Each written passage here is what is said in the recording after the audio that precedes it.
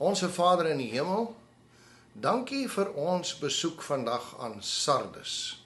Mag ons asseblief onder diegene gereken word wat waardig is en nie onsself met sonde besoedel het nie. Ons bid dit in die naam van Jesus. Amen. Nou soos wat julle in die gebed sou kon agterkom, begin ons vandag met ons reis deur Sardes en hier gaan ons vir so wyle vertoef, so paar episodes. Sardes was die hoofstad van Lydië, waar koning Croesus regeer het, sedert die 7de eeu voor Christus.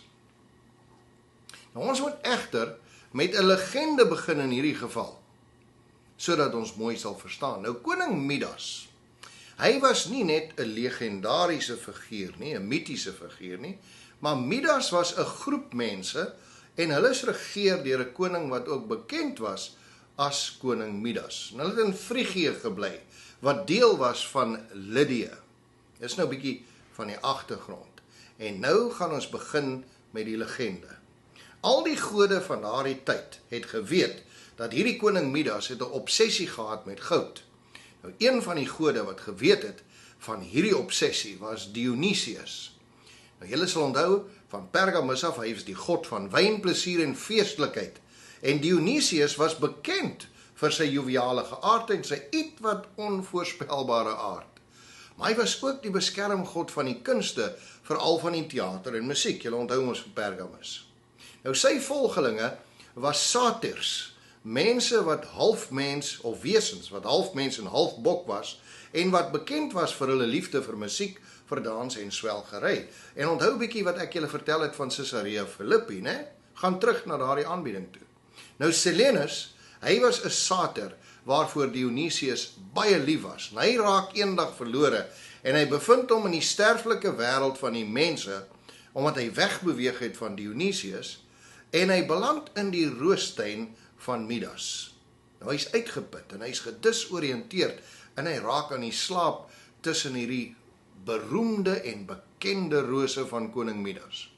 Daar vind koning Midas hom toe in sy roostuin, toe hy daar gaan stap het, en hy herken hom as 'n volgeling van Dionysius.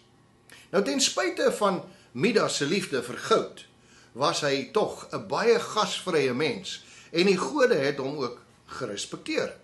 Hy vang nie vir Silenus nie, maar hy verwelkom hom, hy voorsien hom van voedsel, en hy behandel hom vriendelik en met respek.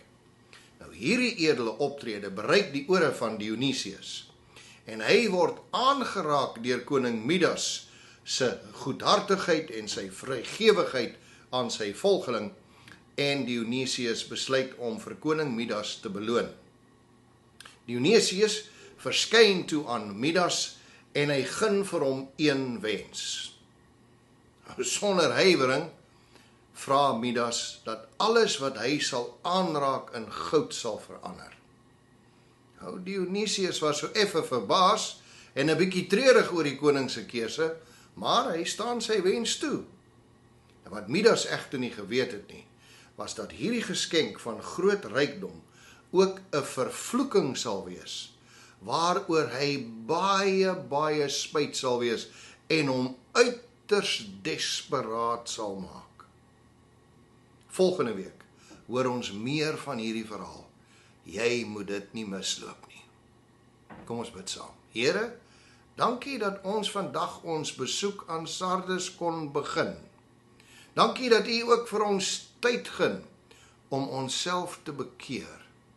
Deursoek asseblief ons harte en ons wese, Heer, en mag ons nie in hierdie struik van die Satan val nie. Ons bid dit in die naam van Jesus. Amen.